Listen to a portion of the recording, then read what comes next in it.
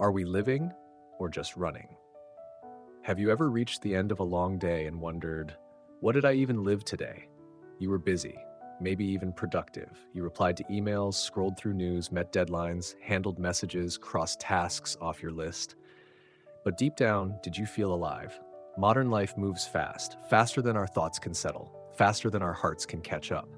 We live by clocks and calendars, morning alarms, back-to-back meetings, the endless race of goals and metrics. Even our moments of rest are interrupted by notifications, reminders, updates. It seems like everything around us is asking, what's next? Why are you slowing down? Hurry up or you'll fall behind. But behind what exactly?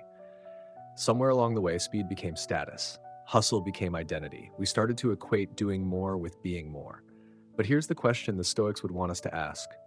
Are we truly living or just moving? Marcus Aurelius, a Roman emperor and one of the wisest Stoics, once wrote, "It is not death that a man should fear, but he should fear never beginning to live." It's not about how many years you live. It's about how many moments you were truly there for, not just physically, but mentally, emotionally, spiritually. There's a hidden exhaustion in constantly chasing, a fatigue that doesn't come from physical effort, but from being disconnected from meaning. Stoicism reminds us that being busy is not the same as being alive. Seneca warned that many people are occupied, but few are truly engaged. We fill our calendars, but neglect our souls. And what's more, the faster we run, the more fragile we become. We fear stillness. We avoid silence. We run from the very thing that could heal us, presence. But here's the beauty of Stoic wisdom. It doesn't ask you to withdraw from life. It simply invites you to enter it more fully. It doesn't reject ambition, but redefines it. Not as the conquest of the world, but as the mastery of the self. To the Stoics, success is not in how fast you move, but in how clearly you think, how intentionally you act, how aligned you are with your values in each passing moment. And that cannot be done in a rush. Slow living doesn't mean doing less. It means doing what matters, with clarity, with calm, with depth. It's about trading urgency for awareness. Replacing noise with presence. It's learning to walk not because you're weak, but because you choose to move with wisdom. So today, take a breath. Pause, not because you're lazy, but because you're listening. Not because you've fallen behind, but because you've decided to step into your life with both feet. This moment is not a checkpoint. It's not a detour. It is life itself. You are not late. You are right on time to begin again. Understanding slow living, not laziness, but intention. Have you ever been made to feel guilty for slowing down? As if taking a pause means you're falling behind. As if choosing peace means you've lost your edge. In a world that worships speed, slowing down can feel like rebellion. But what if slow living isn't laziness? What if it's one of the most courageous decisions you can make? Let's clear something up right away. Slow living isn't about avoiding responsibility. It's not about procrastination. It's not about sitting back while life passes you by. Slow living is about awareness, about showing up with intention. It's about making decisions not out of pressure, but out of presence. The Stoics didn't believe in drifting through life. They believed in directing it, consciously, clearly, courageously. Seneca, one of the most profound voices in Stoic philosophy, once said, "It is not that we have a short time to live, but that we waste a lot of it." Read that again. It's not time that's lacking. It's how we use it that matters. We rush not because we have too much to do, but because we haven't paused to ask, what truly deserves my time? Slow living is a radical act of choosing. Choosing where your attention goes, choosing who you give your energy to, choosing how you show up in the world, not out of habit, but out of alignment. The Stoics teach us that not everything urgent is important. Not everything loud is meaningful. Not everything fast leads somewhere worth going. So what does it look like to live slowly, but powerfully? It's waking up and asking, what matters most today? It's doing one thing at a time, fully present, not halfway distracted. It's eating without your phone, walking without rushing, working without the need to prove yourself. It's saying no to things that don't align with your values, even if everyone else is saying yes. Slow living requires discipline. It takes strength to move against the current. It takes clarity to stop when the world says go. But it also brings something rare: peace.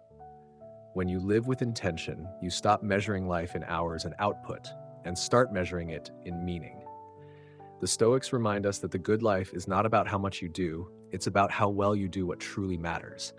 They didn't teach us to fill every moment. They taught us to honor each moment, to choose quality over quantity, depth over distraction, purpose over performance. And that's what slow living gives you. Not less life, but more real life. So if you've ever felt ashamed for slowing down, if you've ever been told that resting is weakness, if you've ever questioned whether presence is enough, let this remind you, to slow down is not to give up. It's to wake up, to be conscious, to be wise, to be alive, not in a blur, but in full color. Because when you move through life with intention, you're no longer reacting to the world, you're responding to it. And that is where true power lies. Principle 1, focus on what you can control. Have you ever noticed that much of your anxiety comes not from what is, but from what might be? We rush, we worry, we plan obsessively, we check our phones, we refresh our inboxes, we overthink conversations, outcomes, possibilities. Why? Because deep down, we're trying to control what cannot be controlled. But what if peace doesn't come from having control? What if it comes from knowing what's truly yours to control? Epictetus, one of the great Stoic teachers, taught this simple truth. Some things are up to us, others are not. It sounds so obvious, but how often do we forget? We try to control what others think of us. We try to control the outcome of our work. We try to control time, the future, even fate. And in that chase, we lose our calm. Because the more we try to control what's not ours, the more exhausted and scattered we become. So what is within your control? Your thoughts, your choices, your actions, your attitude, your response. That's it. Everything else, people's opinions, outcomes, traffic, luck, the weather, the past, the future, that belongs to the world, not to you. And that's okay. Slow living begins here, with the deep, humble wisdom of letting go. Letting go of the urge to fix everything, letting go of the need to please everyone, letting go of the illusion that you can predict, perfect, or control what's outside yourself. And in that release, something incredible happens. You return to yourself. You stop leaking your energy outward. You stop living in reaction. You start creating calm, moment by moment, by choosing how you show up. So here's a simple practice inspired by the Stoics. Each morning, write down 3 things you truly control today. Not what you hope will happen, not what you wish others would do, just what's yours. For example, I control how I speak to myself. I control how present I am in this meeting. I control whether I check social media today. Simple? Yes, but powerful. This small shift pulls you out of anxiety and into intention. It anchors you in what's real. It teaches your mind to focus on what's doable instead of what's disturbing. Epictetus didn't promise an easy life, but he offered a calm life, a life rooted in self-mastery.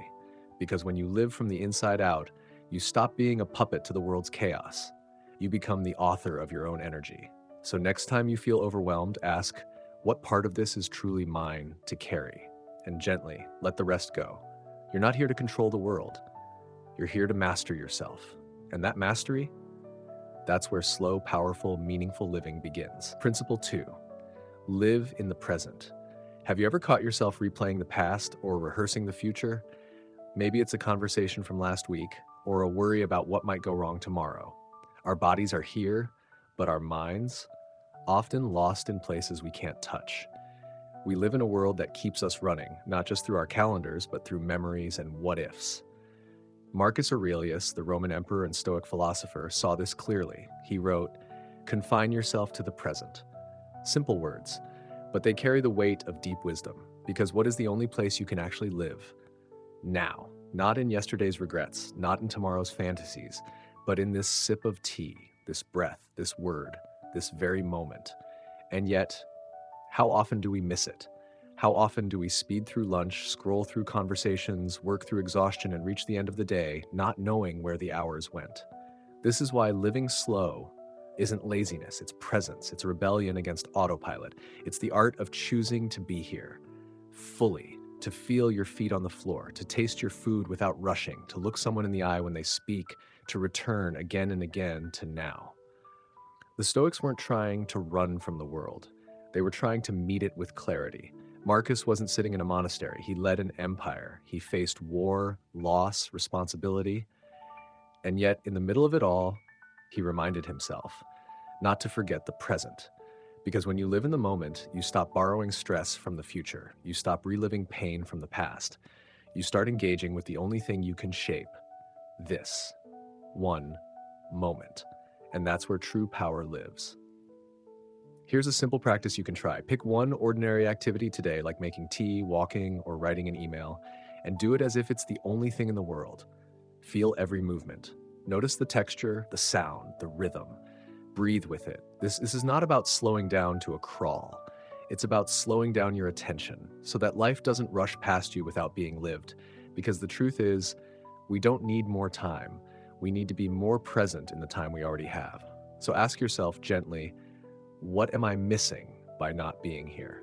The Stoic path is not about escaping reality. It's about entering it deeply, wisely, and with grace. And that begins in the present. Right here, right now. This is life, don't miss it. Principle 3, quality over quantity. Have you ever finished a busy day but still felt strangely empty? Like you checked off a dozen boxes, answered all the emails, attended every meeting, and yet nothing truly mattered? That's the illusion of modern productivity, doing more faster without asking, why? We've become masters of multitasking, scrolling while talking, working while eating, thinking about the next thing before the current one is even finished. And what do we lose in the process? Depth, presence, meaning. Seneca, the Stoic philosopher, warned us about this over 2,000 years ago. He wrote, "Life is long if you know how to use it." What he meant was powerful. It's not that we lack time, it's that we waste so much of it on things that don't matter. So much of our life disappears into half-finished thoughts, surface-level tasks, and obligations we never chose. We say yes too easily. We try to do everything and end up doing nothing well. But what if we flipped the formula? What if we stopped chasing quantity and started choosing quality? This is the Stoic path of slow living, doing less, but doing it fully. One deep conversation instead of 10 rushed ones. One focused hour of work instead of 5 distracted ones. One mindful walk instead of a hurried run to nowhere. Living this way isn't lazy. It's intentional. It's asking, what is truly worth my time, my energy, my attention? Because attention is your most sacred currency, and you get to decide where it goes. Seneca believed we should treat time like a precious treasure, not something to give away freely to everyone and everything. He reminded us that it's not about how many years you live, but how deeply you live them. So here's a small practice. Each morning, write down just 1 to 3 things that matter most for the day. Then give those things your full presence. Don't rush them. Don't multitask. Let them be your anchors, your intentional acts of living. The goal isn't to fill every moment, but to feel every moment. To live not wide and scattered, but deep and meaningful. Because what makes a day rich is not how much you get done, but how fully you show up for what truly matters. Slow living, in the Stoic sense, isn't about stepping back from life. It's about stepping into it more completely. It's a radical shift from doing more to doing well, from running harder to walking wiser, from chasing everything to choosing what aligns with your values. So today, ask yourself, what can I do with care, attention, and intention? The answer to that question just might be the beginning of a more peaceful, more powerful life. Natural rhythms. You're not meant to bloom every day. Look at nature. No tree bears fruit all year. No flower blooms every day. No season stays forever. So why do we expect ourselves to be constantly productive, endlessly creative, always on? Somewhere along the way, we started believing that rest is weakness and stillness is laziness, that unless we're producing, achieving, or improving, we're falling behind. But nature doesn't rush, and yet everything gets done. A tree doesn't force itself to grow faster. The moon doesn't apologize for its phases. Even the ocean has tides. There's a rhythm to all living things, and that rhythm includes rest. The Stoics understood this deeply. They taught that action without wisdom is noise, and wisdom often comes in the pause. Seneca reminded us, to be everywhere is to be nowhere. He believed that living well meant knowing when to stop, not just when to go. Marcus Aurelius, too, urged reflection. He would begin and end each day not with rush, but with review. Not with pressure, but with presence. You see, the Stoic isn't someone who never stops. The Stoic is someone who stops deliberately, who knows that rest is not a break from life, but a vital part of it. But modern life tells a different story. It says, don't stop, don't slow down, don't fall behind. And so we burn ourselves out. Not because we're weak, but because we forget we're human. We try to bloom every day and then feel guilty when we can't. But what if we honored our natural rhythm? What if we allowed space for recovery, like winter makes room for spring? This isn't about doing nothing forever. It's about doing nothing sometimes, so we can return with clarity, strength, and purpose. Try this. Set aside a moment each day, just 10 minutes for intentional stillness. No goals, no scrolling, no checking, just a quiet pause to breathe, to listen, to be. The Stoics called this deliberate rest, not accidental, not lazy, but a wise retreat to regain balance. Because constant action without reflection is like walking without direction, and true movement forward sometimes looks like standing still. So next time you feel tired, scattered, overwhelmed, don't just push harder. Don't just run faster. Ask, is this a time to act or a time to rest? And if the answer is rest, honor it. Nature doesn't bloom all year, neither should you. Let yourself move with the seasons of your soul. Let quiet be your strength. Let stillness be your strategy. Because when you align with life's natural rhythm, you stop chasing and start flowing. And that's not falling behind. That's finally moving in tune with what truly matters. Building the discipline of slowing down and why it creates sustainable success. Slowing down sounds simple, but living slowly, intentionally is not easy. In fact, it requires something rare in today's world: discipline. We often assume that people who live slowly are passive, that they've given up ambition, that they don't want more. But in reality, the ones who live slowly on purpose are some of the most focused, courageous people you'll ever meet. Why? Because it takes courage to say no to the noise. It takes clarity to know what truly matters. And it takes self-mastery to follow your own rhythm in a world addicted to speed. The Stoics understood this. Epictetus once said, "No man is free who is not master of himself." Freedom is not doing whatever you want, whenever you want. It's having the power to choose deliberately, to act, not react, to prioritize what aligns with your values. And that's where the discipline of slow living comes in. It's not about doing less for the sake of laziness. It's about doing what matters and doing it well. Try this simple practice. Each morning, before checking your phone, ask yourself, what are the 2 most important things I must do today? Just 2, not 20, not everything. Just 2 things that truly move your life, your purpose, or your peace forward. This doesn't mean you ignore other tasks, but it means you center your energy so your life doesn't get lost in the trivial. Because when everything is urgent, nothing is important. This is how slow living becomes powerful. You start to live by design, not default. You start to move with intention, not reaction. You become the author of your day, not just a responder to it. And something beautiful happens. You become more effective, not less. You finish what you start. You give your full attention. You feel less scattered, less exhausted, more aligned. That's what sustainable success looks like. Not a sprint of burned out wins, but a steady walk in the direction of your values. This requires boundaries. Block time for focus. Block time for rest. Block time for being, not just doing. It also means letting go of the illusion of multitasking. The Stoics didn't believe in scattering their minds. They believed in full presence. One moment, one action, one thought, done with care. Seneca warned us, life is long if you know how to use it. But if we try to do everything, we end up doing nothing well. We feel busy, but not fulfilled, active, but not alive. So the real challenge is not time management, it's attention management. Where your focus goes, your life follows. Slow living is not about slowing down for its own sake. It's about returning your time and energy to what truly deserves it. It's about walking your day like a philosopher, with clarity, calm, and care. So next time you feel rushed, stop and ask, what's essential right now? And then do that, fully. Because discipline is not harsh, it's compassionate. It protects what matters, it keeps you rooted in truth. And when you combine slow living with Stoic discipline, you don't just survive your days, you shape them. Peace doesn't come from speed, but from clarity. We often think that moving fast means moving forward, that being busy means being productive, that if we don't keep up, we'll be left behind. But what if that's the illusion? What if speed isn't the path to peace? Clarity is.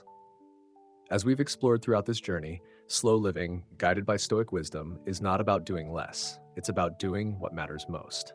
Let's return to the 3 core principles. SAR 1, focus on what you can control. So much of our rushing comes from trying to manage things that are not ours to hold, the opinions of others, the outcomes we can't guarantee, the timeline we think we're supposed to follow. But Epictetus reminds us happiness and freedom begin with a clear understanding of one principle. Some things are within our control and some things are not. When you live slowly, you begin to let go of the chaos you can't control and reclaim power over what you can: your attention, your actions, your attitude. Choose to be fully present in the moment. Marcus Aurelius said it simply: confine yourself to the present. Because the past is done, the future is uncertain, but this moment, right here, is the only one you can truly live. Savoring a sip of tea, breathing deeply during a walk, focusing fully on a task, not to finish it, but to do it with care. This is where peace lives, not in what's next, but in what's now. 3. Prioritize quality over quantity. Seneca warned us, it is not that we have a short time to live, but that we waste a lot of it. We fill our days with tasks, notifications, obligations, but rarely ask, is this truly worth my time?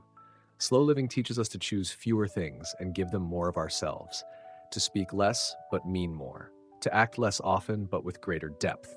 It's not about doing everything, it's about doing the right things. So no, living slowly doesn't mean you're falling behind. It means you're walking with intention. You're not moving slower, you're going deeper. Because it's not about reaching some finish line faster. It's about making sure your journey feels true, meaningful, alive. Others may pass you in the race, but you'll arrive where they never do: a life of clarity, presence, and peace. And so let me leave you with one final reminder. Peace doesn't come from walking faster than everyone else, it comes from knowing where you're going. So take a breath, step with purpose, live with less, but feel more. That's the Stoic way.